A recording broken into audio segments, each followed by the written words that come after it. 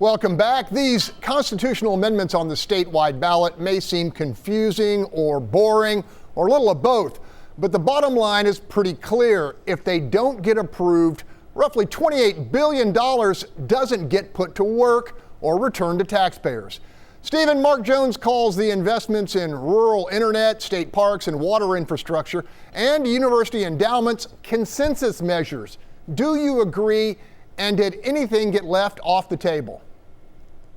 I think these are all issues that a consensus of election voters could approve on, but you have to keep in mind turnout isn't typically high in these types of elections, and so the consensus is just a majority of those who show up. I think a lot of things are on this list, like you mentioned. Some things sound boring, but they're very essential and can dramatically change people's lives in some situations. The only thing that I think may have been left off, but this is a hot button issue for another day, is AC in prisons. Well, we can talk about that at a later date. Yeah, I agree with that. I would have liked to have seen some funding for flooding. Rudy, Dr. Jones says the only spending proposition that could face any kind of headwind is the nearly $4 billion for research endowments at the 4 rising state universities. You agree? In part, yeah, I understand the pushback on that, and I understand the schools other than UT and A&M saying they also want their own dedicated money pot. My problem is that higher ed is so unaffordable for students and so structurally outdated. I'd rather see this extra money stream go to tuition assistance program or a new Be On Time loan forgiveness program for kids. Greg? All right, Stephen, we spent a lot of time here covering the fight over property tax relief, and it's the biggest chunk of cash on the table here. Are homeowners in North Texas generally pleased with the prospect of roughly $1,300 off their property tax bill? Look, politics, there's always going to be back and forth and arguing, but at the end of the day, homeowners are going to be happy with getting any type of money off. And so $1,300, $13,000, prices are high, inflation is still a thing, and so I think anyone who owns property is going to be happy.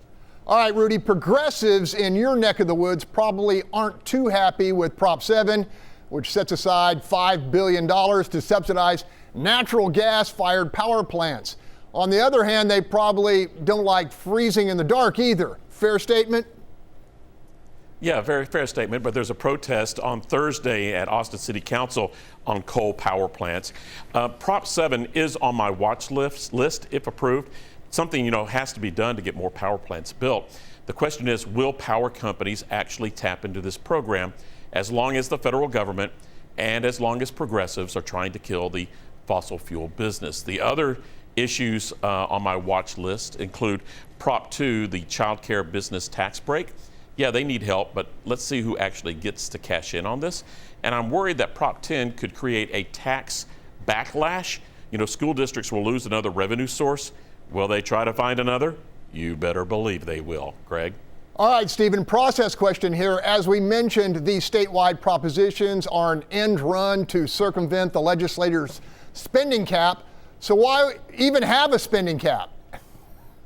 Right. I mean, because you have to have checks and balances, right? Lawmakers are already very clever in what they do. A lot of them are lawyers. And so you got to have a spending cap just to set the standards there. But there are ways to get around it, like you mentioned. And the chances sometimes aren't as likely for it to pass depending on voter turnout. All right, Rudy, quickly, you were mystified by some of the less prominent amendments. Yeah, we got some questionables. Why am I voting for this? The current Galveston County Treasurer ran on a platform that he would help eliminate that job. Prop 12 would do that, allowing county commissioners to hire a professional to manage their money instead of a politician. It is a local issue, but requires amending state law. That's why it's on the ballot. All right, guys, that's it for now. You can see this week's interview and any of our past interviews by going to our YouTube pages. And you can keep the conversation going by interacting with us on social media. We will soon find out if school choice will need another special session assignment. Next week, we'll take a look at that and some other big questions that did get answered. And don't forget, let us know what you think the issue is.